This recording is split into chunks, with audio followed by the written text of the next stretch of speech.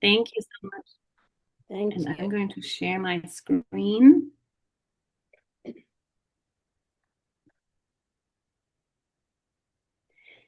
Yeah, I'll just quickly give some context to this presentation that you're going to see.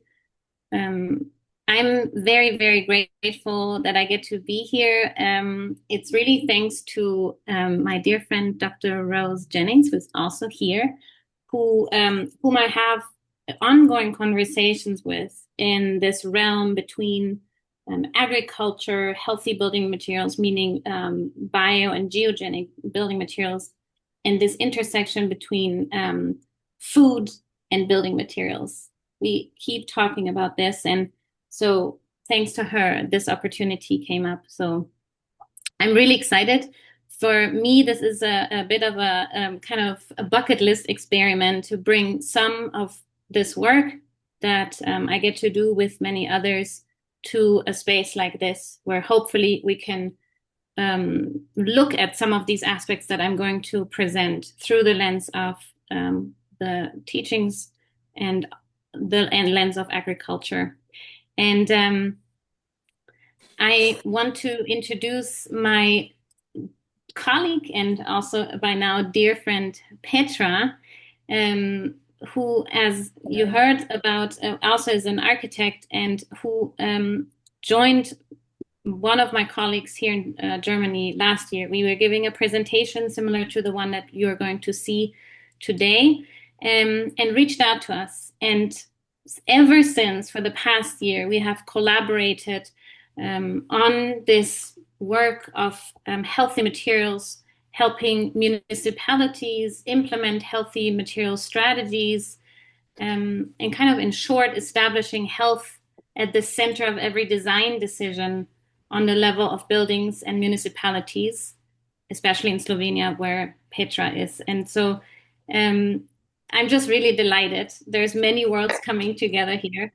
But a little bit of a word of caution. You'll notice in the very beginning that this talk is comes through the lens of architecture, design, and building and material health, and it's going to come around to plant-based, regenerative, non-toxic materials. So just if in the beginning it feels out of context, it'll all come together. So I'll say let's get started.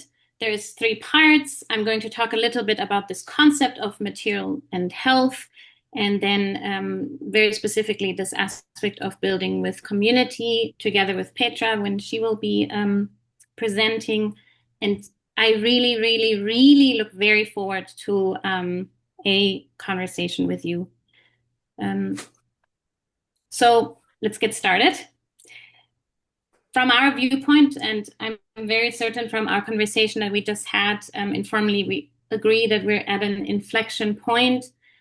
We are noticing that evolving in the same trajectory that our Western civilization has mapped for hundreds of years is failing us. And so, what is the pathway forward? How can we design and build healthy buildings for healthy communities today? These are defining questions that we ask at Healthy Materials Lab, and Healthy Materials Lab EU is working to collaborate and create, renovate, and rebuild neighborhoods, municipalities, and cities to be healthy for and with people and the planet. And so, just for context, we are in the US, in New York, at Parsons Healthy Materials Lab, at Parsons School of Design, as Dawn was saying, and we're also now in the EU. And we're always interdisciplinary teams of architects, designers, journalists, educators, researchers, and learn with and from each other across regions, and specifically collaborate with scientists and fellow entities. My work specifically always involves manufacturers, builders, and makers. And so this whole group is really part of this work and exploring together. So before we dive in deeper, I have an ask. that you take a deep breath and just join me in setting the stage. And if you like, you can close your eyes for a moment. This picture won't move for a few seconds. So imagine walking through a city, your town, where buildings are not only beautiful and functional, but also every facade, wall, roof, alley, and stairway promotes health and well-being for both people and the planet. And as you walk through the streets, you feel good energy from the buildings. They're made of healthy, regenerative materials that cause no disease or environmental burden. They are with and from nature. The city or town that you're walking in is a result of innovation and technical genius, and it is materialized proof that cultural and social values based on sustainability with a sense of ownership make a better future reachable. Next generations are taken into consideration in decisions of those living today. Imagine walking past your neighbors whose homes keep them healthy and safe. In this place, prosperity is measured not only by material wealth, but rather by the well-being of all. So thank you for going on this short walk with me. For millennia, people have relied on the basic elements of earth, air, fire, and water to support our life on this planet. And throughout human history, people found and used nature's materials to make shelter, find food, and care for children and communities. Our lives were designed and built from necessity. We depended upon our curiosity about the things around us. We scouted our landscape for materials, and we invented tools and methods for working with it.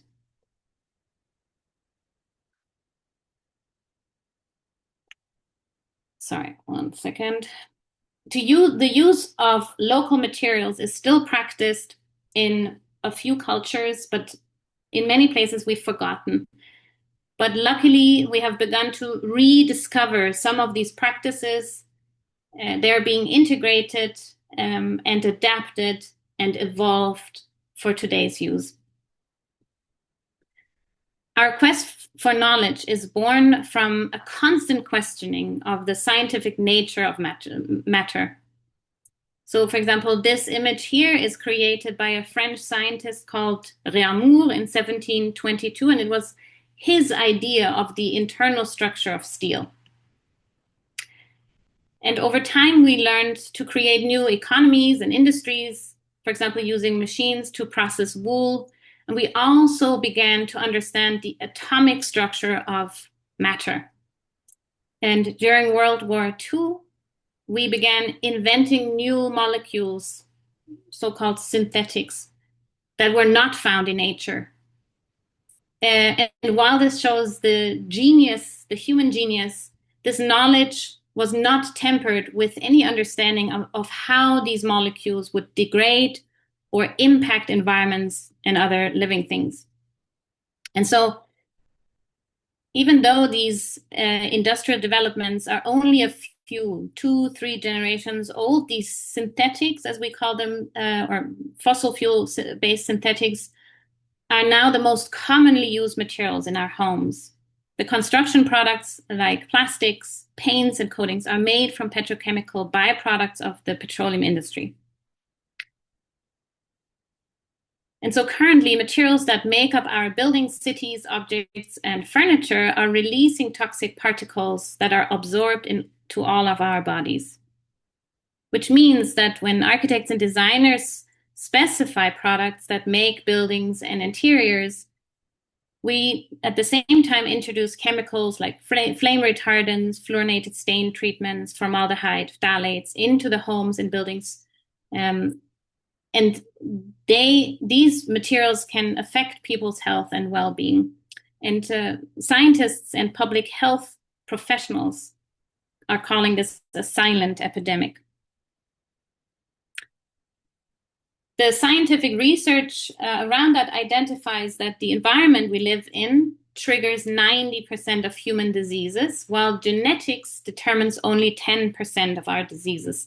This is called the Exposome Project, which has been doing research and gaining insights since the 70s. And so these chemicals impact us differently. The social determinants of health include economic and social conditions, and they impact the way our bodies react to these chemicals. There's, of course, development. I have here an example from the European context, but there's also, frameworks from the US similarly. And so because typical construction products contain a host of different and often unknown chemicals, regulations are needed that require manufacturers to declare the ingredients of building products, which is happening, but it's a slow-moving process. So there's some of these regulations here for the EU, as I mentioned. And as I said, this is just from one region of the world. There's frameworks all around. And so if we look at an example, acrylic paint, no matter what VOC level, is made up from 40% of plastic polymers that contribute to embodied carbon, and they're also mixed with plasticizers, solvents, and antimicrobials. And these chemicals fall off into the dust in our homes and then get into our body and can burden us. Paint is made of 4 basic elements: a binder, solvents, pigments, and additives. And so in acrylic paint, the binder and the additives are made from fossil fuel. A recent study from Switzerland, recent 2022, highlights that architectural paint is the largest source of microplastic leakage today. And in the same year, for the first time, a study revealed that plastic particles are now in human blood and the lungs. Common acrylic paints are basically liquid plastics, what we like to say, in pretty colors. And then also research shows the changing behavior of interior materials to rising temperatures that cause heat and humidity in our homes.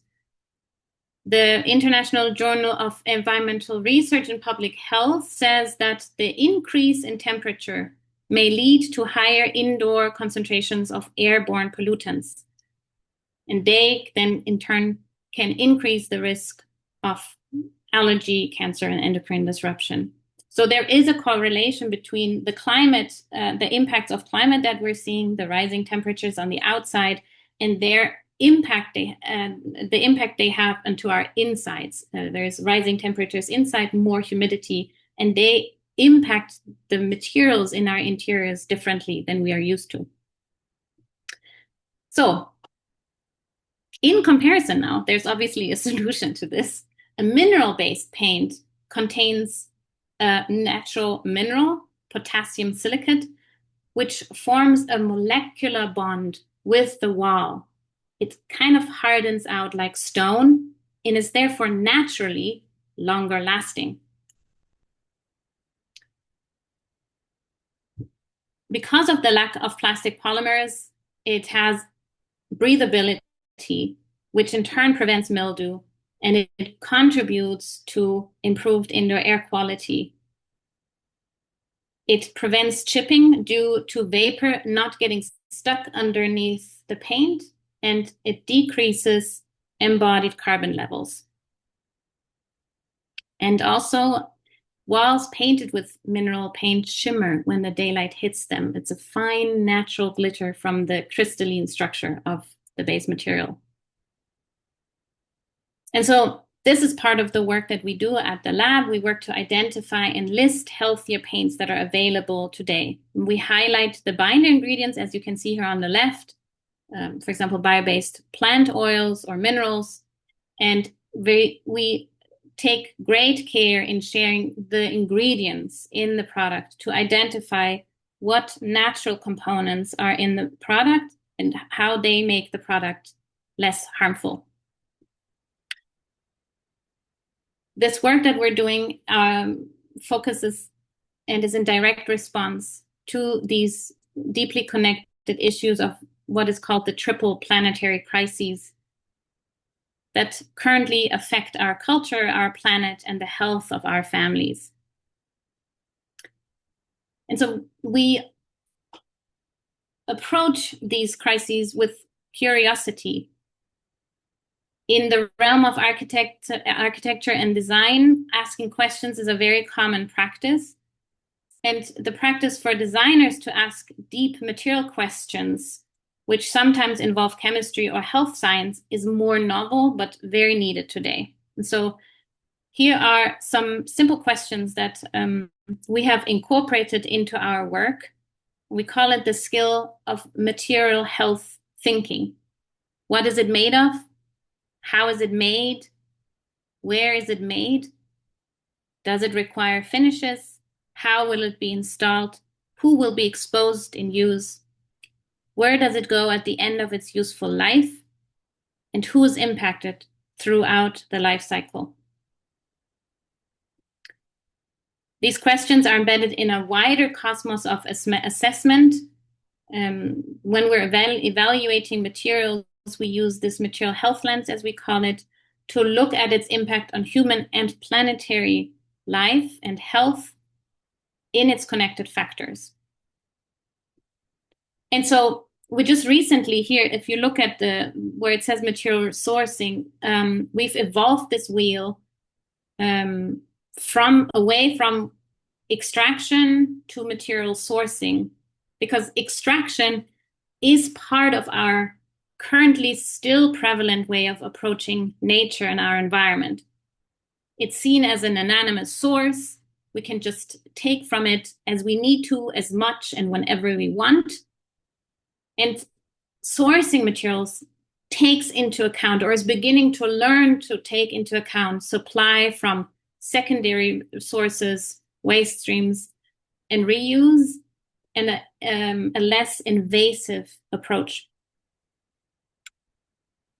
And beyond that, viewing resources that we derive from nature rather as gifts, which are free offerings that we just get to use, can help us shift our views and approaches to our current building material production, to many current values and measures of success and property. So, in this context now, looking in the present and to the future, we ask, what if we took lessons from ancient indigenous cultures that have lived in harmony with natural systems? So, what if the production of raw materials for future building products looked like this instead of this? What if new jobs and working conditions looked like this instead of this?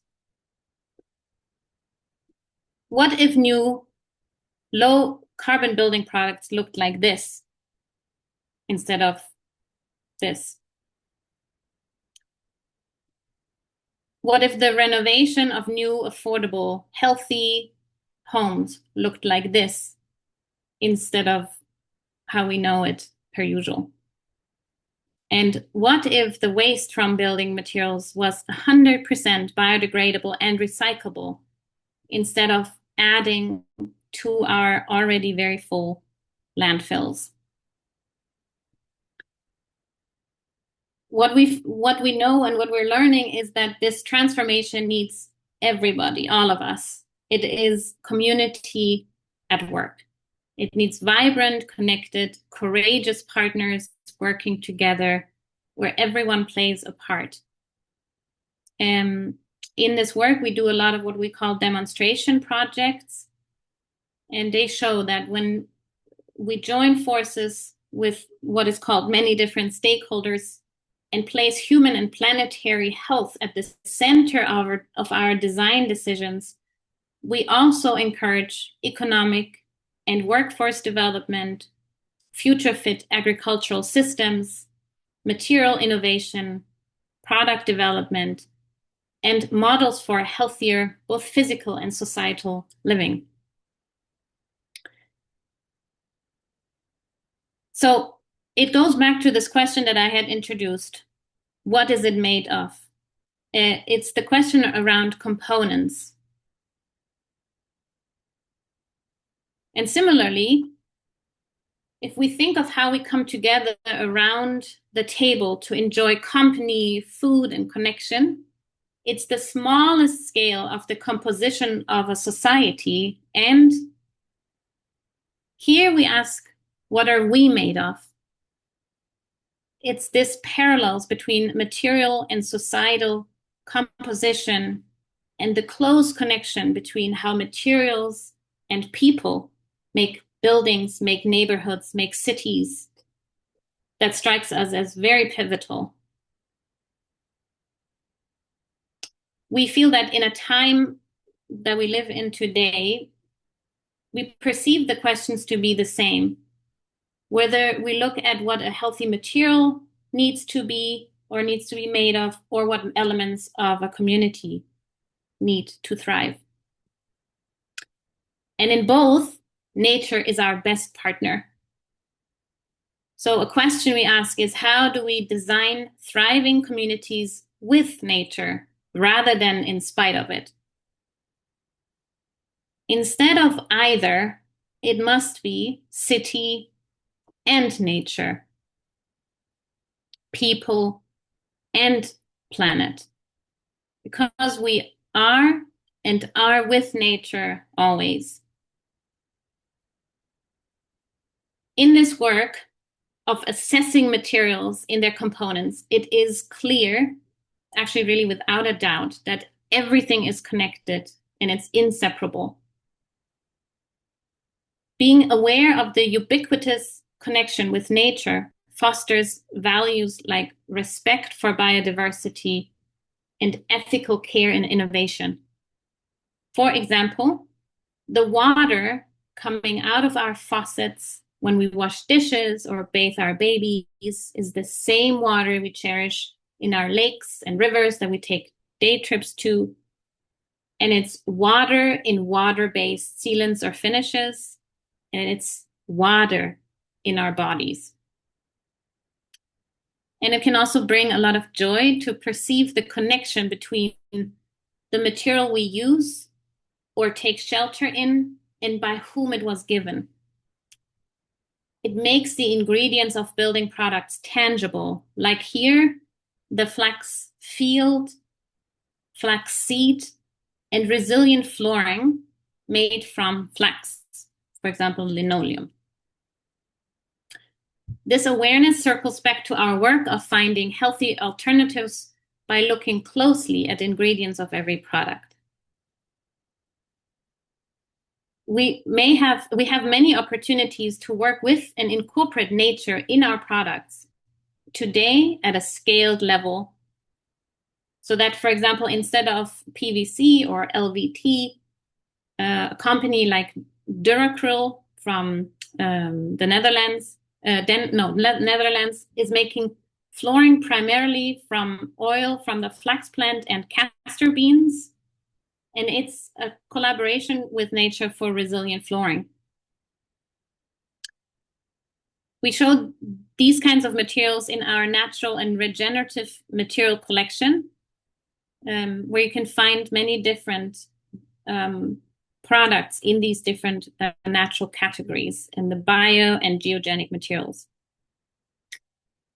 And we've over time evolved our collections of healthy and regenerative bio-based products. We conduct in-depth vetting, and we now have products both in the US and in the EU. What we do is we give a kind of overview over the type of material or natural material component, and give a kind of spec guidance, a shopping list, so to say, what to look for in these categories. And it goes even a step beyond. In a project where the task was to put together healthy building products for a healthcare setting, we asked the client to think just beyond that and imagine if healthcare setting were built using a variation inspired by the farm to table concept. So we were just imagining a farm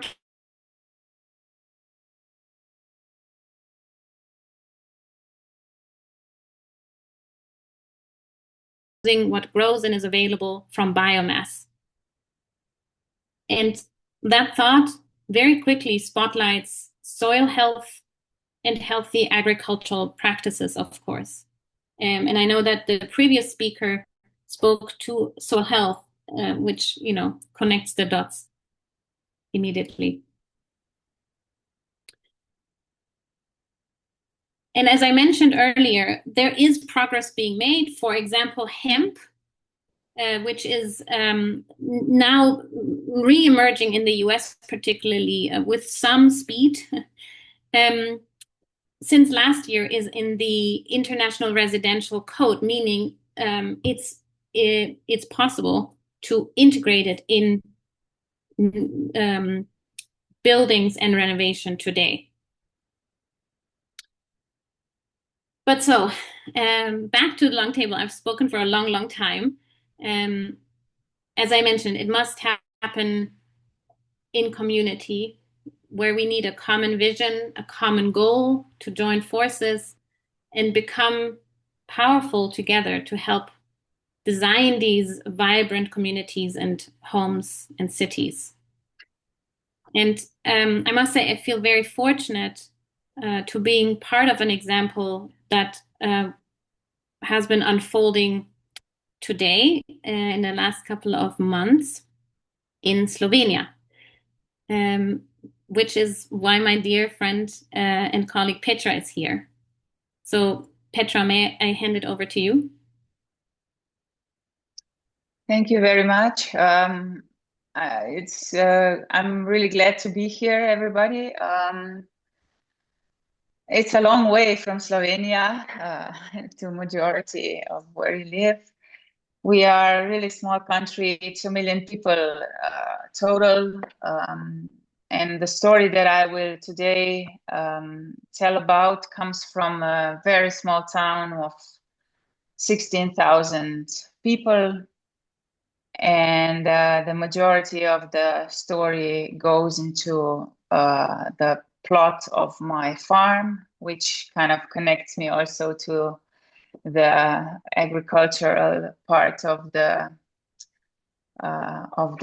group that you are gathered. The day, and Leila, you can put the next. Oh, sorry. Yes. Thank you so much. So yeah, we called it Non-Talks Day, and we meant in every sense of the word. It was not just a name for an event, but as a quiet declaration. Because this wasn't just a workshop or gathering of like-minded people, it was a shift in how we speak, how we relate, how we begin. It happened in Trbovlje, a town shaped by industry and coal, defined by extraction, and yes, deeply scarred by pollution, with cancer rates 10 times higher than average. But that's never been the whole story, because Trbovlje also carries something much deeper, a spirit of cooperation. We have a German word for that, Kameradschaft, if anyone besides Leila comes from Germany. It means a spirit of cooperation, a culture of care, and a kind of everyday resilience that does not need to prove itself. This day invited us to pause, to look each other in the eye, and to ask questions we rarely make time for. How do we build? With what we build? And perhaps more importantly, why? This day wasn't designed to impress. There was no big announcement, no branding campaigns. What happened came together slowly, gently, like communities do. It was locally rooted, deeply participatory, made of real relationships. Although we didn't set out the design around the new European Bauhaus, its values were everywhere. New European Bauhaus values are inclusion, sustainability, and beauty, but not as slogans, as lived interventions. This wasn't a spectacle, no spotlight, no sales pitch. It came together like good things do, organically and locally.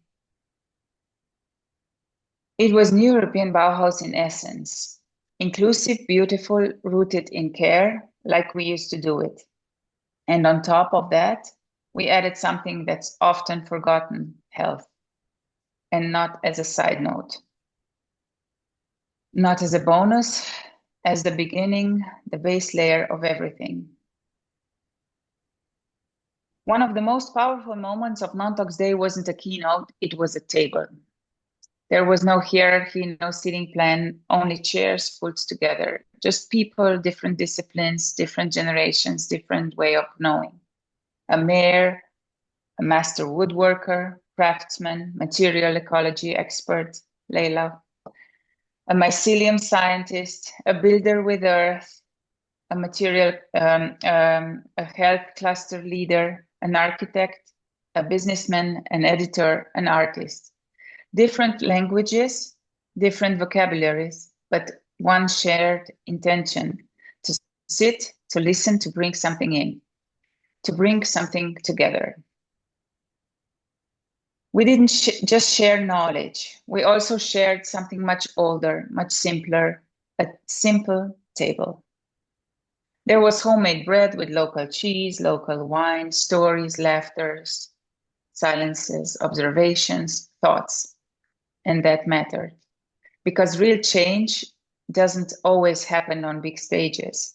Sometimes it begins in stillness, in eye contact, in mutual care. That's where the real alignment started. That's where the trust came from. That's where the movement grew its roots. You see, collaboration is not new to Terbole. It's in the soil, it's in our ground, and in the stories people still carry. This industrial town once ran on coal. Below the surface, survival meant solidarity. Men went underground not knowing if they'd return. And that kind of work created a very particular bond, one forged not in words, but in trust. And still today, this energy is here, but differently. It's not about extraction anymore, it's about regeneration, not about survival, but about creating something worth living in together. And all the conversations, the shared meals, the small moments, what stayed with us was also tactile. The way materials feel, the quiet presence they hold, what they ask us of. Because building isn't only about what we design, it's about what we touch, how we feel in it, what we bring close, what we let shape us and shape others. The materials we explored, hemp, flax, raw earth, mycelium, aren't just alternatives. They are reminders that we can choose differently, build differently. But first, we have to think differently.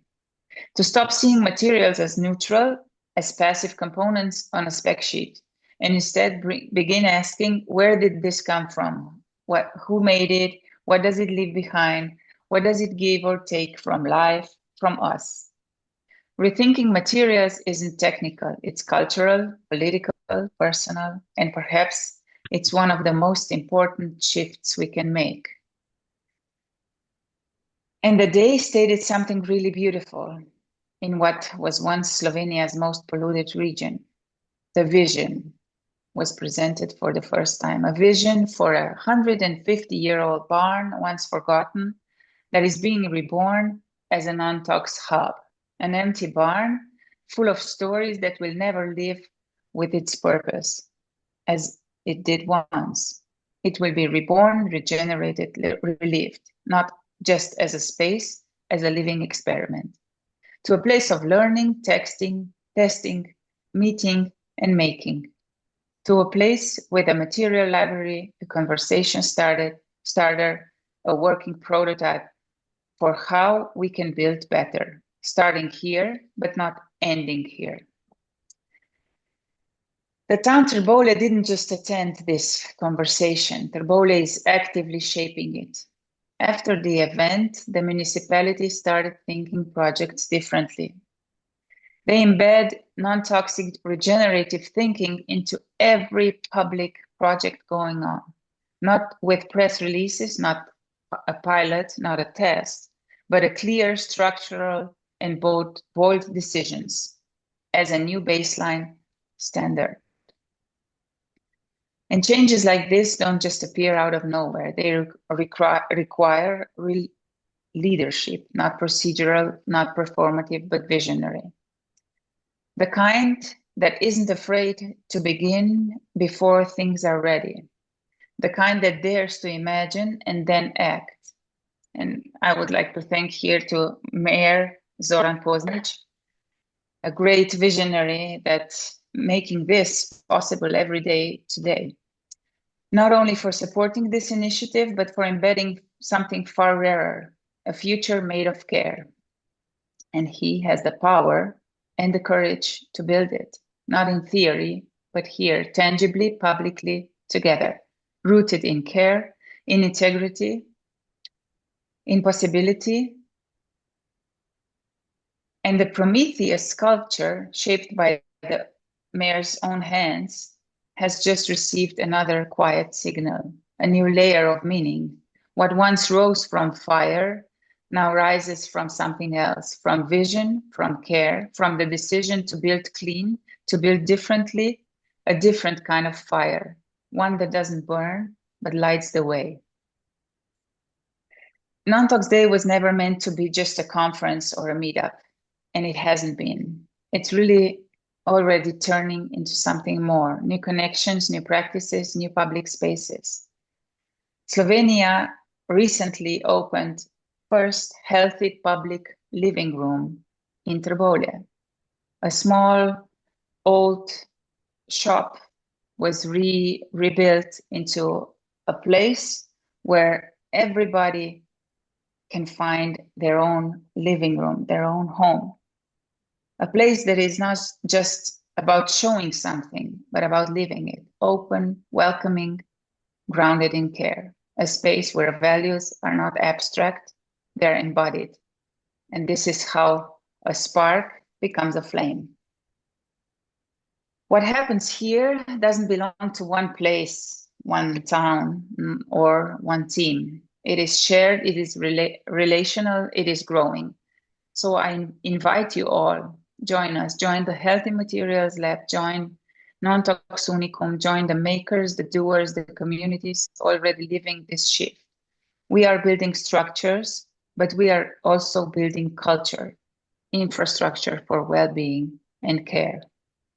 Invitations to live with more integrity and care for each other.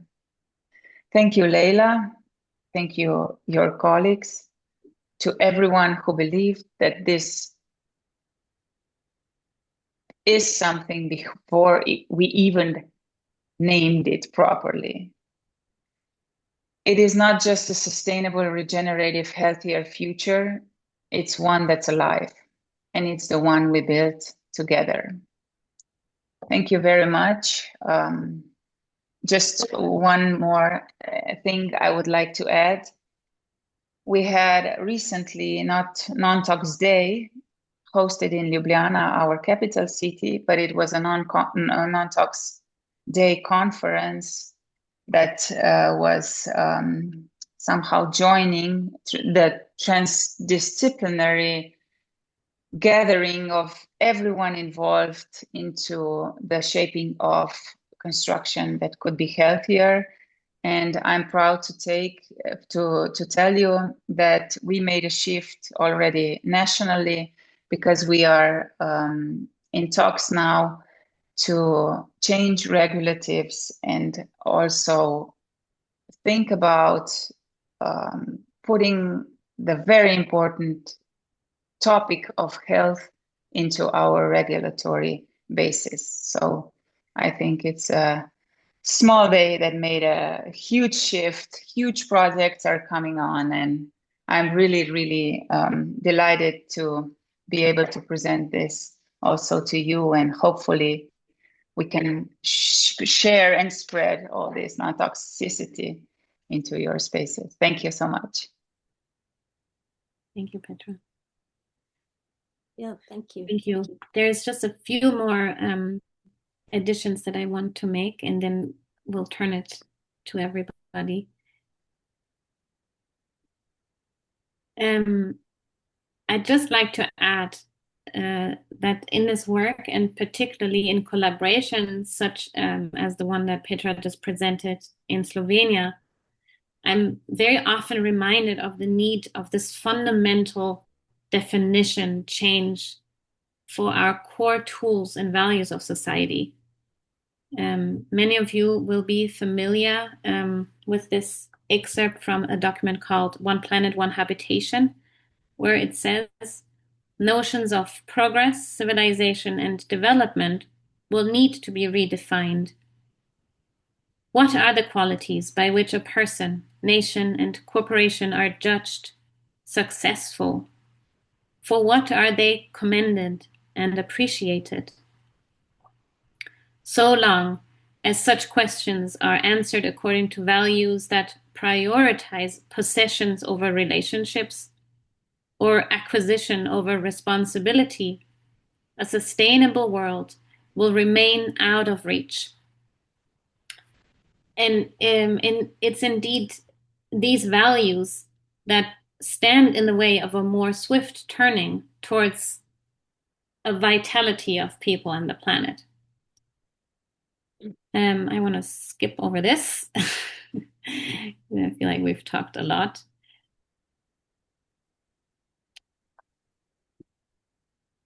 I want to thank everybody for their attention, and I'm really, really curious to hear everybody's thoughts and just dive into the conversation. Thank you very much. Yeah, thank you. Great. So let's go back to gallery view here. So thank you so much. Wow, that was really, really inspirational. Petra, I had no idea that you were going to talk about your town that actually was able to kind of implement this. This is really it for us. I think as Americans, it's very astounding to be able to enact this kind of these kinds of projects.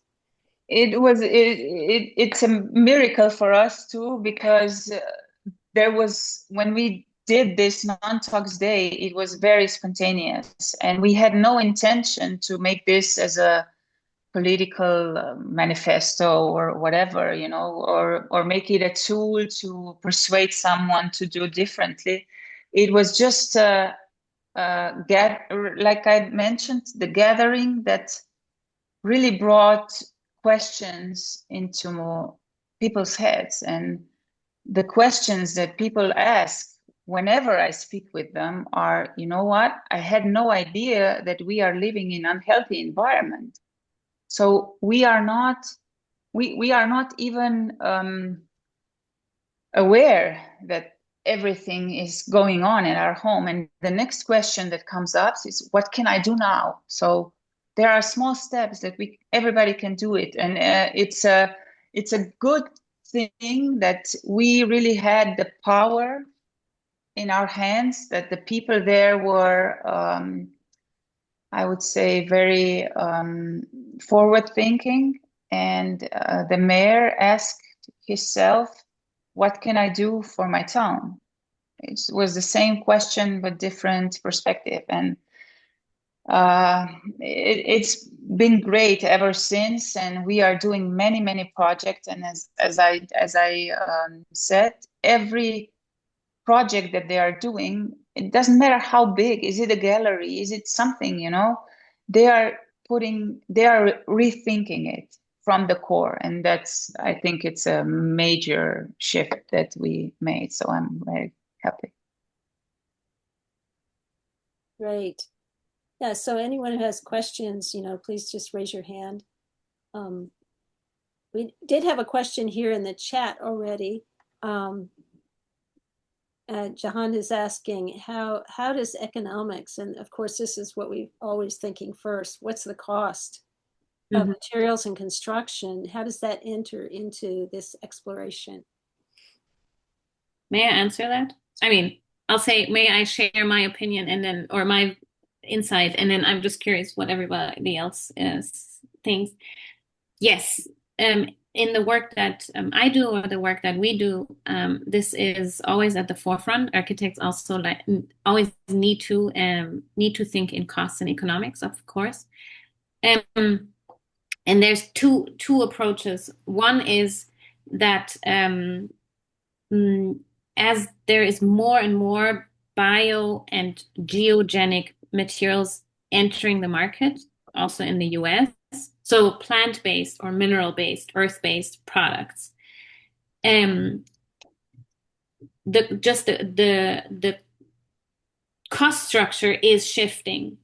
There is more availability. In many ways, there is a shift for the installers or the contractors.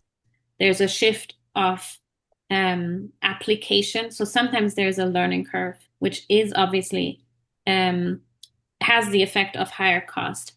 But the nature of these products very often end up being lower in their cost.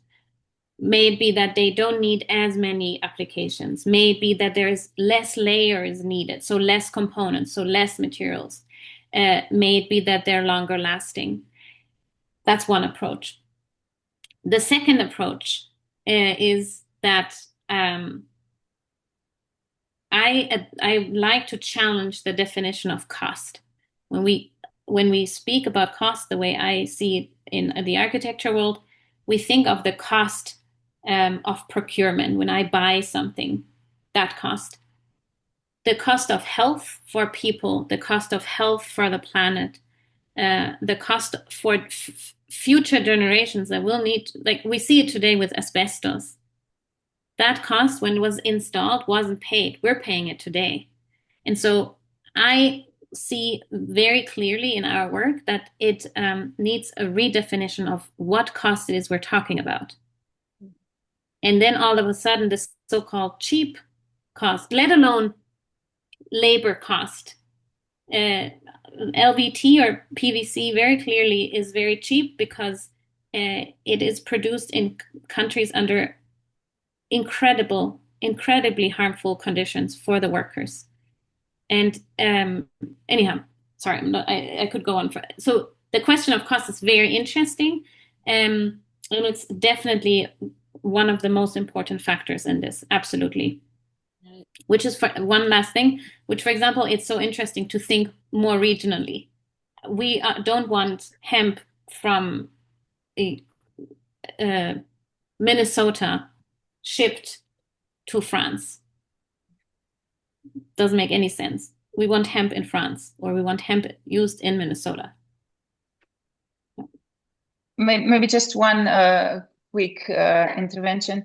So if I can be concrete, in healthy living, in healthy public living room, the room that we recreated in Terbole, besides the library, we did the cost evaluation of standard materials and the materials that we used for healthier renovation, and it was the same cost. And we, for example, I saw also the question of mineral-based paints. If they're easily available, I can answer those two questions together. We used lime, which is a mineral, so it's a long time been used for paints. And a lime factory is in a town nearby. So there was no cost whatsoever for the transport, and it was directly directly from the factory. So if we go, for example, with floorings, we used, instead of vinyl floor that is very toxic, we used linoleum floor, and the prices were the same. So sometimes it's not even more expensive. It's not even more hard to install it. It's just the knowledge that we don't have that it's toxic. So this is the thing that, yeah. Yeah, thank you. Winnie? I'd like to understand more fully the main points of Petra's presentation and see if I've got them right, because it seems to me it works so well in a smaller environment where people know each other. So it's a grassroots development, and they also know the assets that they have that they can work with. And then government was already present, which is so critical that we have people who are going to make policy present. And the consideration that all of this is about health and well-being and the betterment of the world.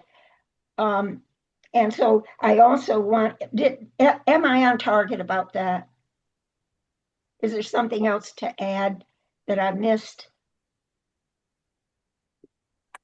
Petra, would you say that? Yeah. Yeah, you if you want, Leila, you can answer. No? Yeah. No, go ahead. Okay. I'd say yes. That's exactly on target. I mean, if I may, I was really. I'm sorry, Petra. I have to put you on the spot. It was really Petra who, is from Trebovlje and knew these different actors that she named and asked them to join and come together. And so, yes, it was, to some extent, it was a conversation of friends and committed people from, exactly as you were saying, these different areas, including the mayor and actually a representative of the municipality. Well, I wanted to ask that because I also wanted to mention that there's a online news service that I subscribe to called conversation.com. And they had an excellent report on 2 ways that cities can beat the heat, which is best. Is it urban trees or cool roofs? And it's a big question right here in a city that I've been living in, where I regularly go to city council meetings. And so I wrote to one of the councilmen that I know very well, who's very close to the principles of the betterment of the world, and sent this website with the question, what is the responsibility of government for the health of its citizens? Because we have a 20-year plan that was just announced last year, and it deals with the inner city. So looking at this issue and differing conditions seems pertinent. And I was so glad to already have that in a small environment where they knew me already, to be able to say something where I wouldn't be an outlander. I'm a concerned citizen with really no title, no reason to grind, So thank you. It makes me more confident. I appreciate it. maybe just so I add one thing. So it was very interesting environment. The group that was there was really so diverse. So we came from all different scientists, whatever, so many different people in one room together talking about something that we never talked about. And it was very interesting how this is so powerful. And now, from what I see now, the mayor has his own environments, or the scientist has their own environments, or the artist, and they speak about these topics. And it's very interesting how it's growing by itself. So we had a mushroom guy there who does mycelium boards also, and we can make a joke that it's growing like mushrooms, but it's a very good way to do it. And another thing that I wanted to point out, maybe it's also in Europe, it's the most effective way, because governmental changes are not happening in 10 years. The municipality level is something that can be addressed, and the municipality level is something, so the mayors have the power. They cannot go over the governmental, but government regulations are very loose. And if they add their own, a bit not that loose regulation inside, that's their own choice, which is okay, because they are not putting down the regulation, but they are building it up. So I think it's a brilliant way. It turned out to be a brilliant way to do bigger, impactful changes than individual houses and lighthouses like that. So.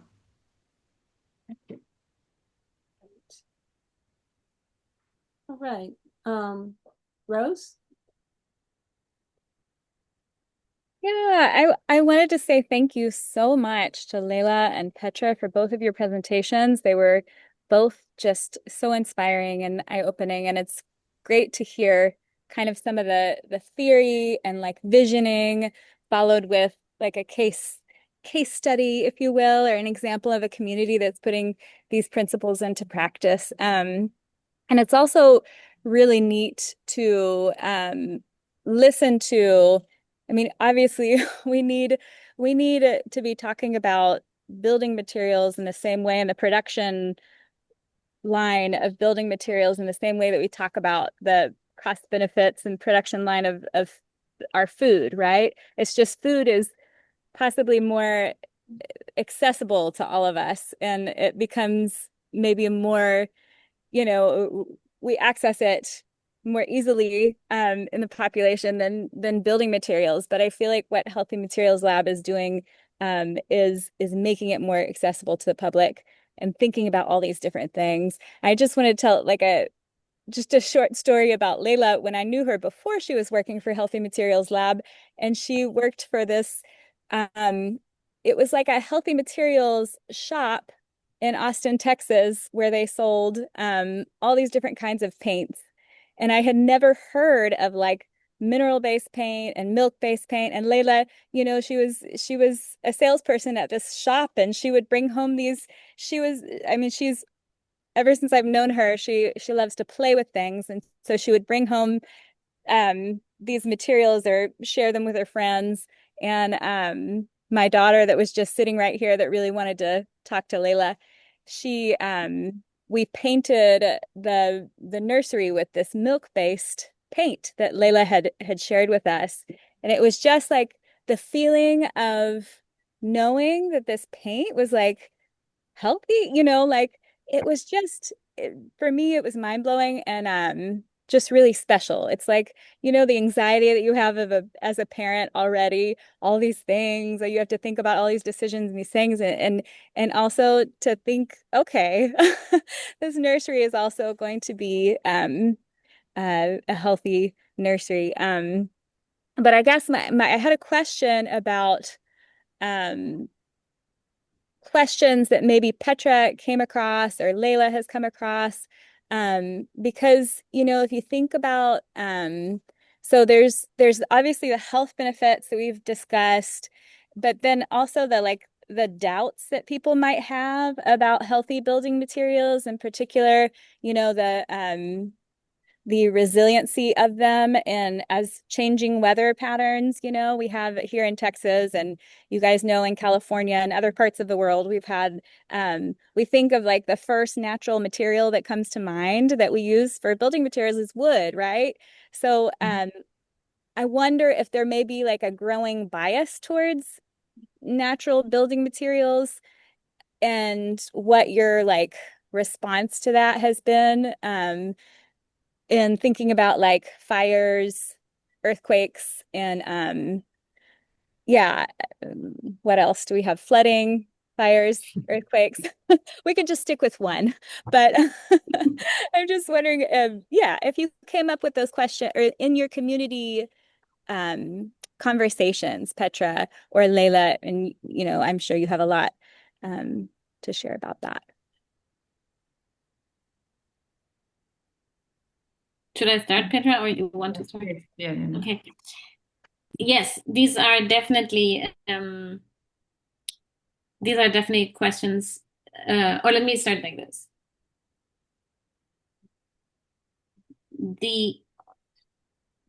I showed this chart of the last 2-3 generations since World War II. Since then, a lot has changed. This period where we really brought to life so many of these synthetics have really also changed perceptions of what materials ought to be, how convenient they need to be, how little care I need to give for them to last. There was a complete change of narrative and expectation. And so, yes, the materials that we are remembering or that we are innovating in collaboration with nature, if put to the test in the traditional building or the currently modern building concepts and ways, need to meet up to these requirements. They need to meet flammability. They need to be durable. It's always a question of how much do I need to maintain them, because most modern people of us, we're not used to keep up our homes, repaint something, care for something. It has changed. It's not everywhere the same, but it's in many cases. And so, for example, if I use flammability, and I'll just use one example that's obviously in insulation or in wall products, extremely important. And if you take straw, we've built with straw for many, many, many hundreds of years. And depending on how densely straw is packed, it is inflammable. So it's a sense of knowledge, of understanding that many of the natural products, and ideally, from biomass, so straw that comes from the fields when we harvest our wheat, is inherently densely packed, is inherently inflammable. So the question is different then, because I don't need to apply another chemical to make it not flammable. So in a way, it's understanding the inherent capabilities and qualities of a natural material and what it is I need from it, and understand how to combine the products or the materials to achieve that goal without harmful chemicals. Is that helpful? Yeah, I understand it's a little bit more, it's about shifting the mindset, right? We're shifting what we're talking about. When you're And it comes, for me, the core is always, what is it made of? You might have heard that from me so many times by now, but that's really the core of it. What is it made of? And why is it made of these components? What are they supposed to do? And if they're harmful, can I replace them with something from nature that is non-toxic? Hmm.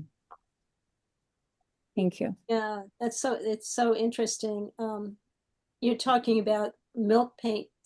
Um, some of us who are older may have had relatives. My grandmother had a cabinet. I remember her pointing it out to me. She said, "This is milk paint." She said, "It's really indestructible."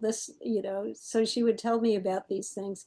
And of course, as myself, my experience as an artist, we've used different kinds of materials.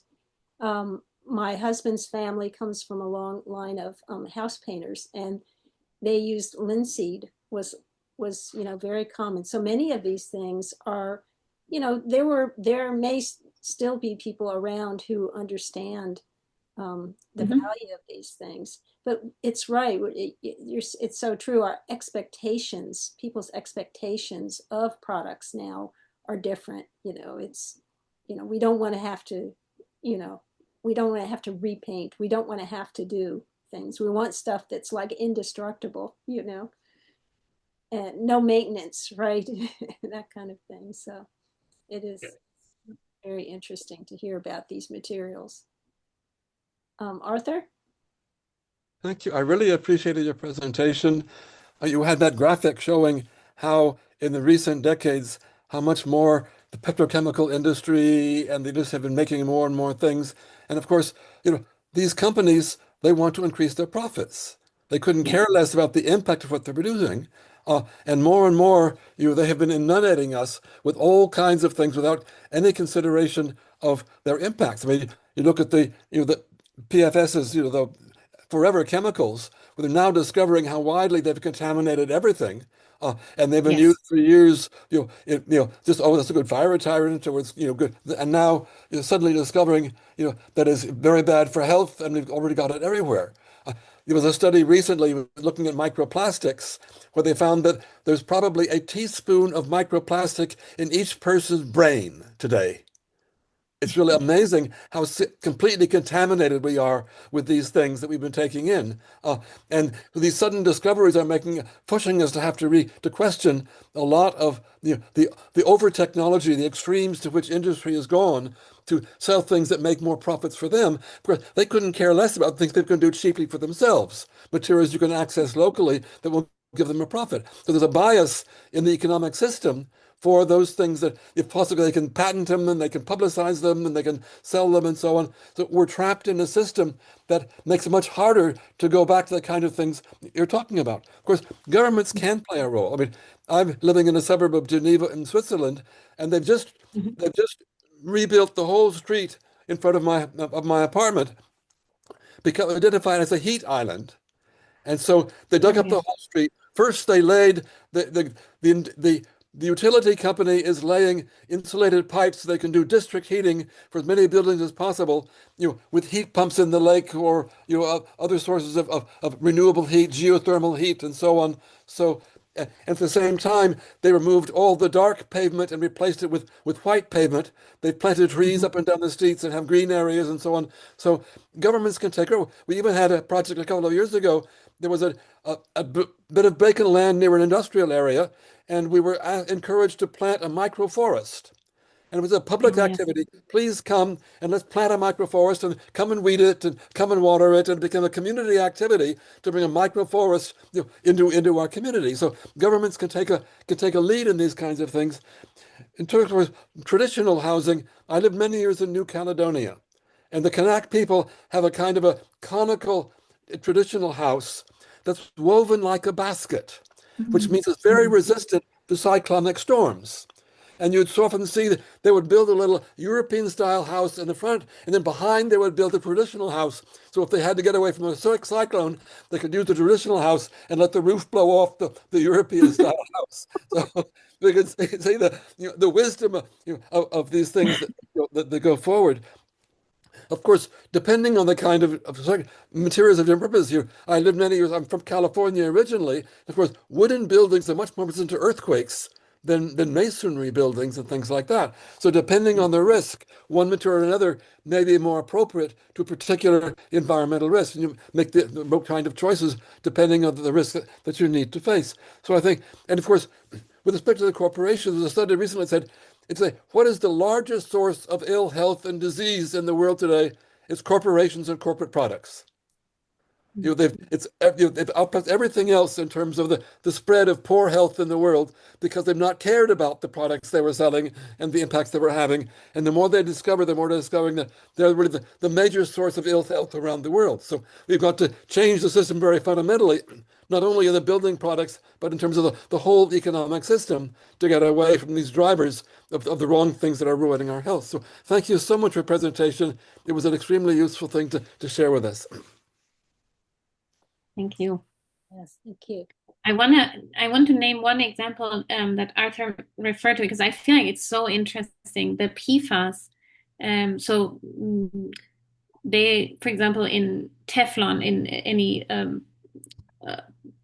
pans that are non-stick, usually they have PFAS in them. And what I find so fascinating is that they are called forever chemicals because of their bond between carbon and fluor being.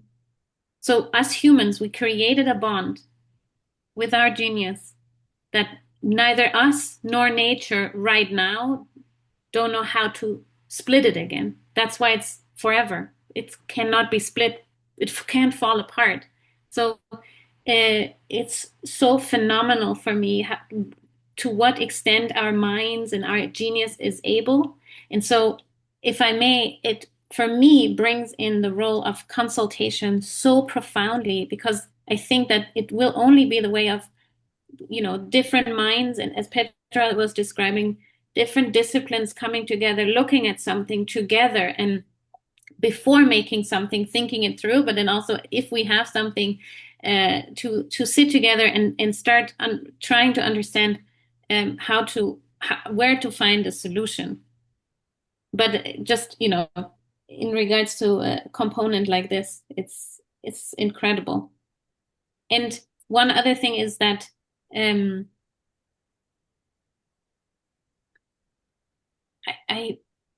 really is my hope that it is that maybe we could show this immediate connection between agriculture and building today, because as the architecture and building world needs to explore any opportunity that takes us away from fossil fuel-based solutions, it is only these matters from nature, both in the plant and in the mineral-based world. And so questions that need to be asked must be very similar and very connected to what our food production or agriculture, generally speaking, asks. The concepts of weather, the concepts of climate, soil health, again, it's so profound. And so that also needs a retraining of architects and designers and city planners. I have one thing to add, also to maybe Rose, your question and everything that we are speaking about now, and the question that came, actually the comment that was in the chat. I put inside a link to a movie that's a really good movie about how PFAS industry intoxicated a whole town. Very, very interesting movie and a really nice thing to look a bit further, and maybe to think also how your next pen that you're buying is not going to be non-stick pen. And that's the that's the shift in mind that, Rose, I'm applying to you when you say there's probably a revolt going on and people are asking why. When you put health aspect, I'm sure that nobody from here that will look at this movie will ever buy a non-stick pen because it's a matter of health. Everything else, sustainability, it doesn't touch us that much as health does. And when you see in a movie or somewhere, when someone starts talking how this has an impact on your health issues that you are feeling, and you have someone in family having cancer or autoimmune diseases, allergies and stuff like that, and then you connect it and you say, oh wow, maybe this environment that I'm in, has this. So it is a shift. And the biggest revolt that's going on in, I would say, cosmetic industry, construction industry, food industry is from the big corporations that are fighting a lot against it because their profits are not into those healthier versions. So that's from what I've seen, the only revolt is there. So the revolt is actually profit related. So just to think about it maybe differently. Good, thank you. Janet or Ned? Just a very quick point. Here in Canada, the new Prime Minister, Mark Carney, has promised hundreds of thousands of new homes per year made from Canadian lumber. So we do hope that happens and we won't be including old growth. Now, Janet also has something to say. Yeah, I just want to point out that, or the question is how to let the farmers know what to grow. Where we were working in Africa, farmers were growing many things there was no market for. So if we can somehow let the farmers know there's a market for this. And I know that that is created, for example, in the States, they wanted farmers to grow peanut because it's so good for the soil, but there was no demand for peanut. So then an African American invented peanut butter and all kinds of things to do with peanuts, so that there became a demand for the farmers to grow the peanuts, which was helpful for the soil because it's nitrogen fixing. So somehow we need to get across to farmers, please grow, flax because we need it for this thing. Please grow. And then that will be creating jobs and incomes and regenerating the soil and everything. Because, well, my husband used to grow flax, so he can tell me whether it's good for the environment. But, you know, you see what I mean? Like they're using jackfruit to make alternatives to meat. Well, farmers are happy to grow jackfruit. It's in Africa. It's a really wonderful, Yeah. and people eat it as well. And anyway, so I wish there's some way. And the same thing with the trees. Like, it's great that Prime Minister wants to build the houses, but we need to have sustainable forestry in Canada, or we're going to ruin our forests. So, there has to be a regulation that says that timber is from sustainable sources. Agreed. If I may, and there is, I'm a huge fan of manufacturers. I have to say, I work a lot with manufacturers, and there is such pioneers in the field. For example, there's one company that definitely is into solid timber buildings. And what they do is they have come up with, let me just get it. Hold on a second. So they've come up with this system. It's like Lego. And it is made from wood, but it's made from wood that, oh my God, I have to translate it. So it's wood that you would not be able to use it in long lumber pieces.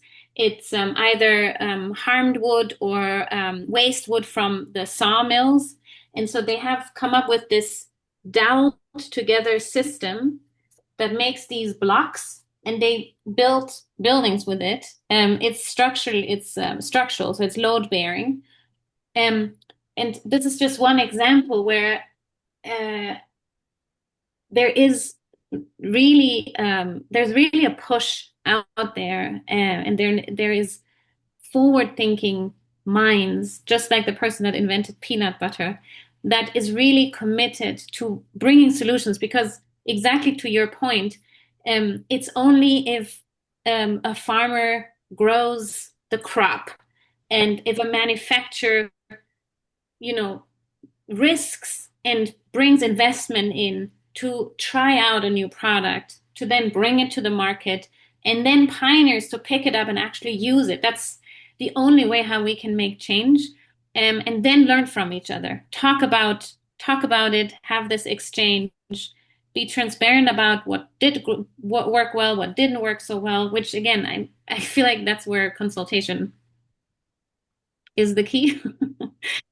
and bring forth these alternatives. And that's why it's so important in my mind reflect on this extraction mindset that we have been riding on for a couple of generations and return back to a respectful approach to nature. So it's nature is at the table with us, you know.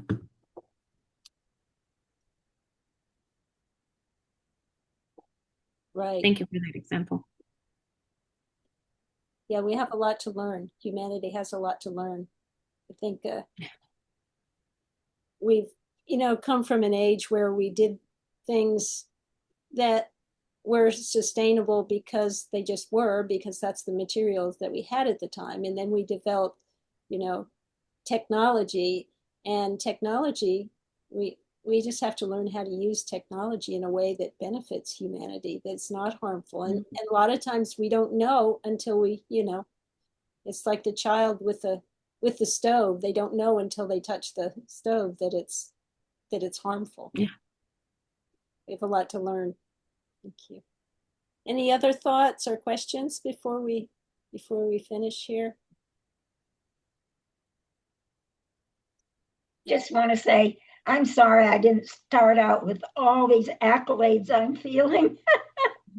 Thank you so much for your enthusiasm and your expertise and the willingness to share it.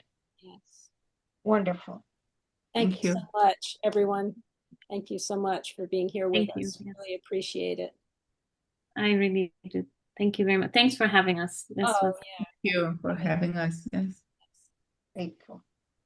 Thank you, everyone. Thank you. Hi, thank you. Thank Bye. you. Yeah. Hi, Raya. Hi, good to see you, and thank you, Leila and Petra. Wonderful. Thank you, Raya. Thanks for being there.